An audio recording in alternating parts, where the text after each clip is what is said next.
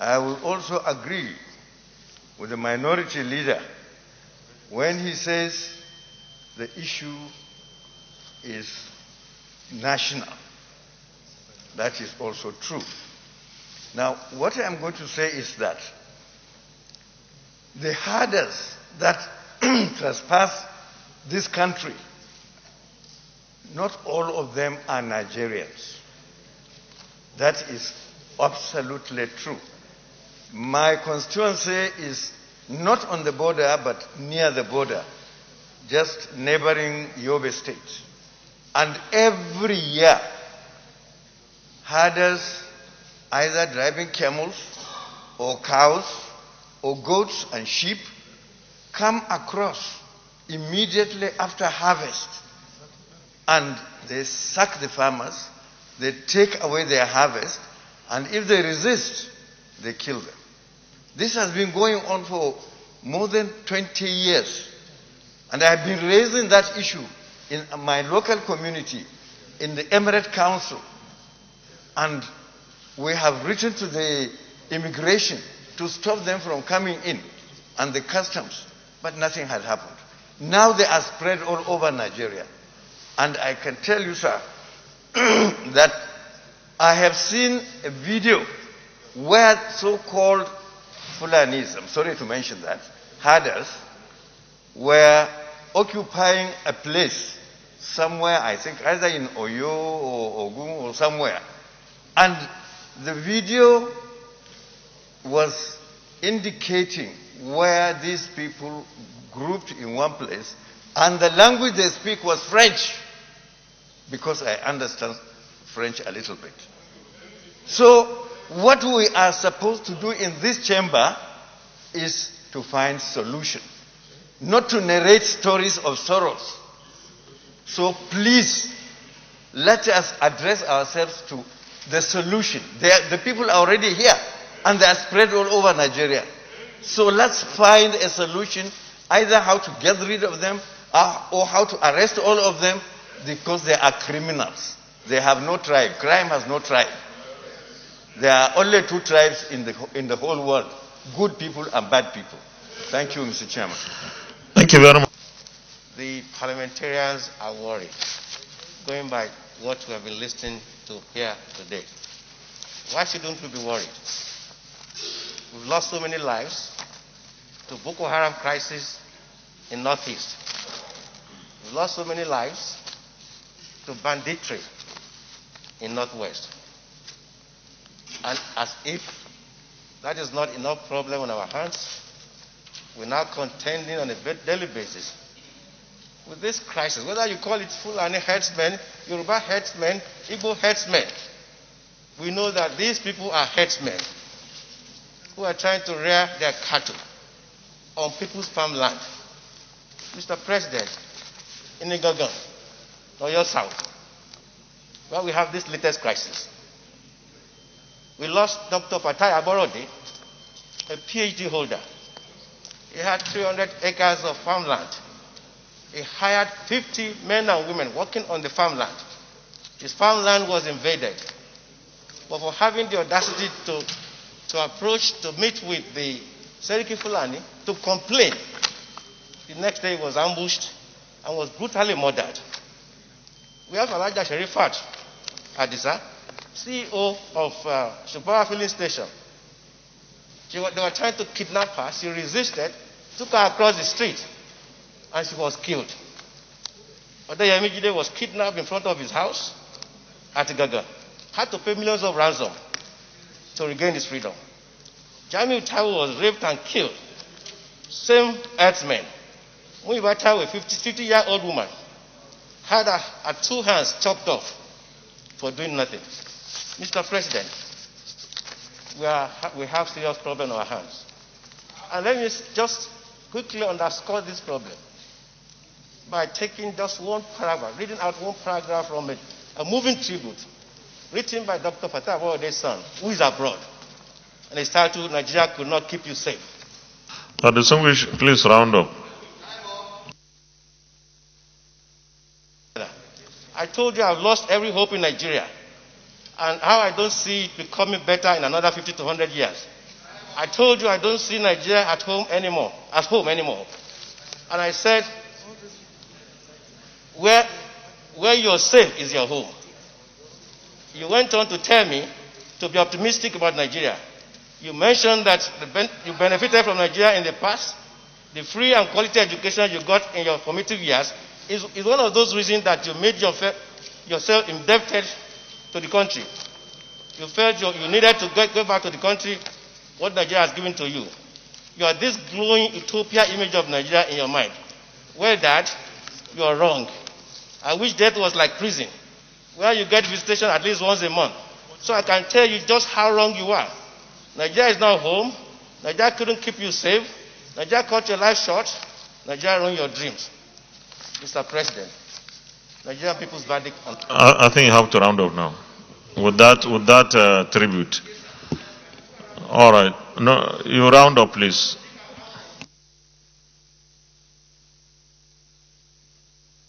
Do the needful and keep our borders safe.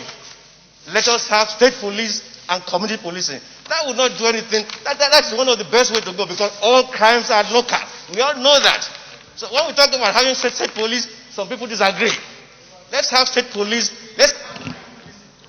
Thank you. Senator I.D. Gyan. I remain Senator I.D. Gyan from Plateau North.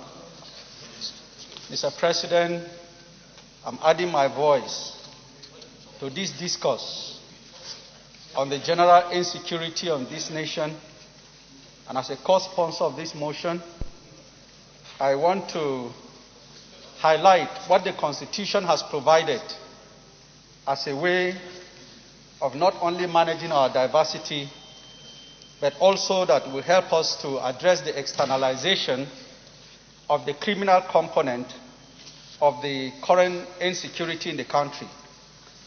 Section 15 of the Constitution 3 guarantees residency rights for all citizens in locations of their choice. For citizens, it guarantees that right is for citizens, not for aliens.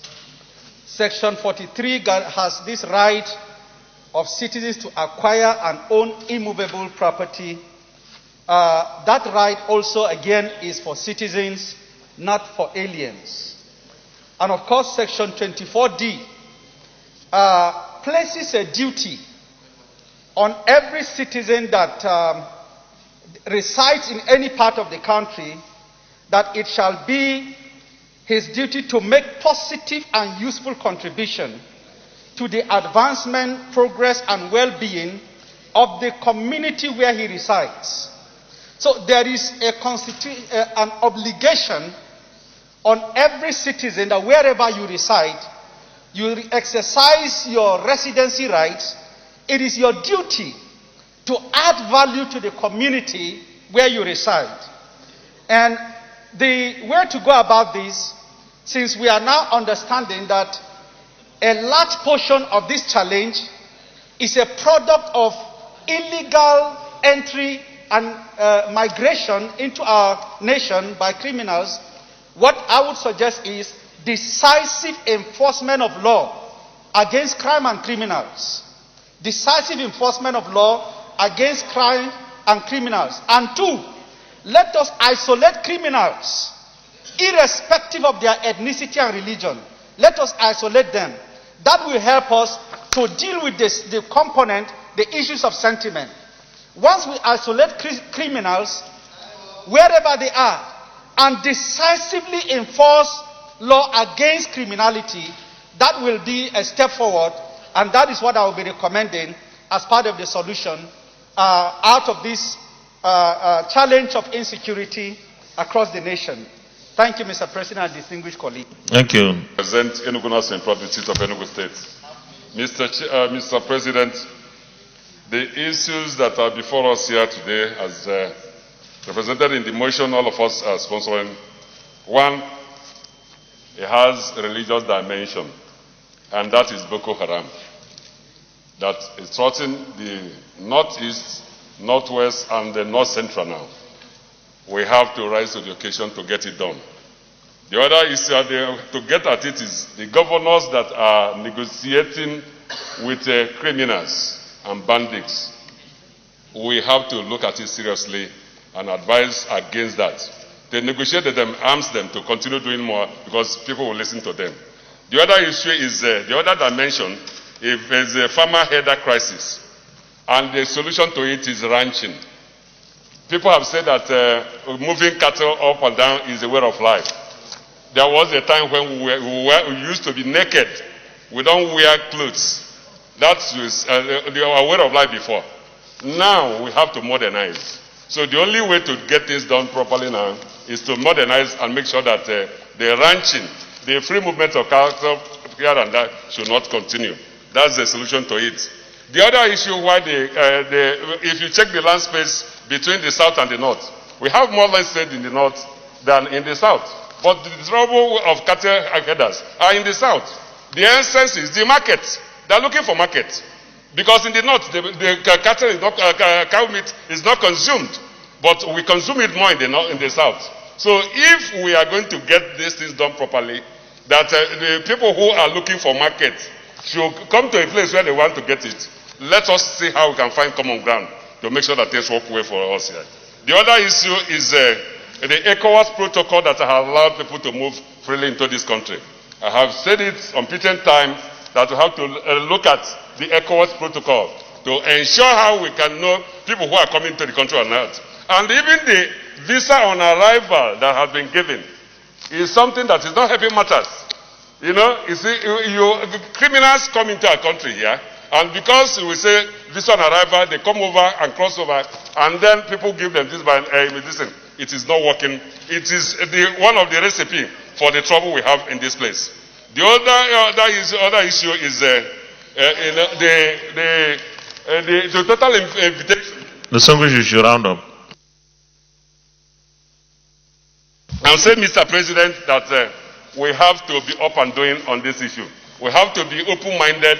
That's the only way we can do it. If not, we have crisis on our hands. And if this crisis comes, nobody is going to be excluded from it. Thank you so much. Senator Nicholas Toffo. President, my name is Muhammad Sani Musa, representing Niger East Senatorial District. It has been a recurring decimal all the time that we're sitting talking about national issues is about security. We have spoken about this security issue for a very long time, especially we that have been suffering from it, from Boko Haram to Northwest to the banditry in North Central.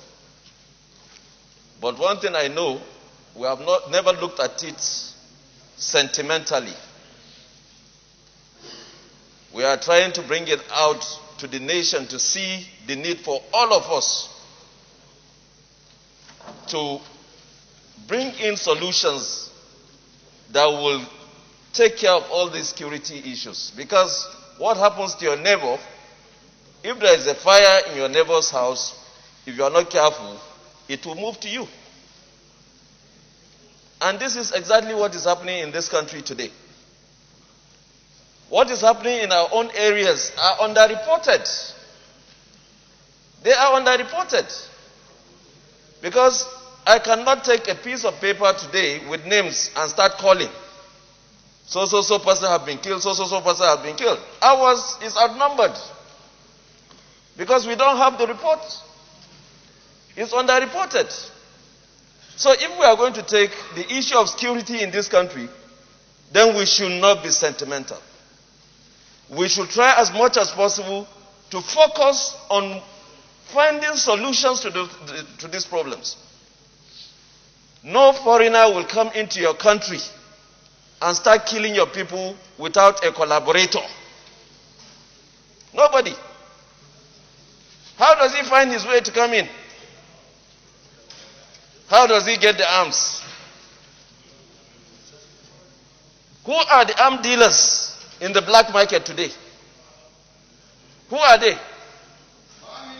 They are Nigerians. And they are from different ethnic groups. So the person you bring the arm to give him, to give you money, the person that will use the arm to kill someone, what is the difference between you and him that brought the arms? So if we want to look at the security situation in this country, Mr. President have done the needful now. We have all shouted here. I'm one person that called for Mr. President to remove the service chiefs, and he has done it. He has changed them. What we need to do, if we have solutions to these security problems in this country, we should now provide it to these new service chiefs. And that is why I support the need that these service chiefs should address this chamber. Let them tell us their plans.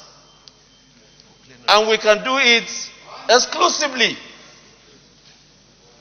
And then I want the Nigerian press to support the armed forces of this country. What they do should be reported more than what the criminals are doing. Today, the way you read in the paper is as if they have burned the whole town. This is what I have seen. But go and see how they are burning towns, and we don't see it in the press. This should be a collective thing. Both the military, the civilians, Nigerians, everyone is responsible to see that this security situation is tackled. Thank you, Mr. President. Thank you. And I think that they have raised most of the fundamental issues on this very laudable motion.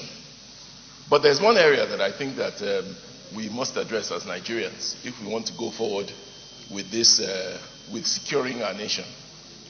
Whether it is external security from external aggression or criminality within our nation. And I think that that is the issue of funding and the issue of budgeting.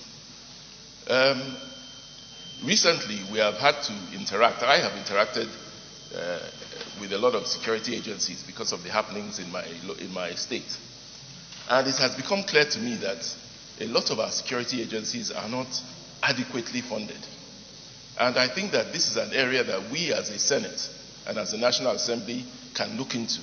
I know we have the police trust fund and so on, but it still appears that we do not have enough funding, particularly for our security agencies. I don't want to go into details. So I think that one of the things that we must look at is how to put together maybe a committee or even the standing committees to look into the funding, the adequate funding of these agencies, so that they can meet up with the pressure that we put on them. Of course, the second issue is the issue of recruitment of sufficient personnel. We know that there is a problem at the moment with the police recruitment, but we need to have adequate personnel in order to meet up with the demands that we put on our agencies. We are under-policed, we are under-secured, and it's pretty clear. If you do not have enough policemen to secure the population, then you will have insecurity. If you do not have enough security agents to secure the population, then you will have security issues. If you do not have enough equipment to secure our population, then we will have security issues. So I would like us to look into the issue of the funding of our security agencies for both the, well, maybe not the army, but particularly for the internal security agencies. I so submit, Mr. Chairman. Mr. President. Senator Albert Basi Akpan. With the title of this motion as drafted, General Insecurity in Nigeria. In other words, it's no longer about the Fulanis or the Igbos. It's no longer about the Yorubas or the Kanuris. It's no longer about Northeast or Southwest. It is about Nigeria. And my call to all our colleagues is that that patriot that lives in every one of us, this is the time to allow him or her to lead us in our utterances, in our decisions. Mr. President, as lawmakers, let's remind ourselves and let's go out of this chamber to tell every Nigerian that Section 43 of our Constitution, which grants the right to every Nigerian to live and acquire property in any part of the country is a section that confers a right as to where you can live and own property. This is different from ownership of land or property. Ownership of land is thoroughly and decisively addressed in the Land Use Act of Nigeria. And it provides for only 3 means of ownership of land in this country: either by government, federal, state, or local, or individual ownership, or corporate ownership. In other words, even though I have a right to live and acquire property in any part of Nigeria, I do not have a right to trespass on the land owned by any other person in this country. I'm particularly happy about prayer 4 here, talking on the need to end herdsmen and farmers conflict. This borders on these relevant constitutional provisions. Mr. President, it is not the right of anyone, and as a government we must continue to emphasize this, it is not the right of anyone to trespass on the land that belongs to any other person in this country. And that having been said, sir, I want to emphasize that if we are going to adopt a holistic approach to fighting this war, and we are determined to bring it to an end, as we are fighting in Sambisa Forest, as we are fighting in Yobe, as we are fighting in every other part of the country where this war is raging, we must also take this war to every other part of Nigeria.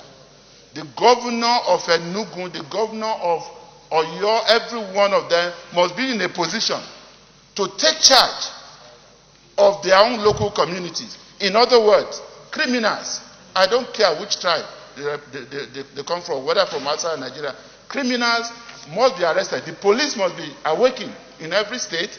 The judiciary must be awakened in every state. Everyone that is caught violating or trespassing on someone else's property must be arrested, promptly prosecuted. You should round up now. Yeah.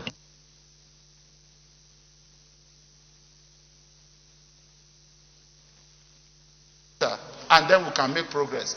Let no one be afraid of being called a tribalist. This is the time for everybody to speak out in the interest of Nigeria. Thank you, Mr. President.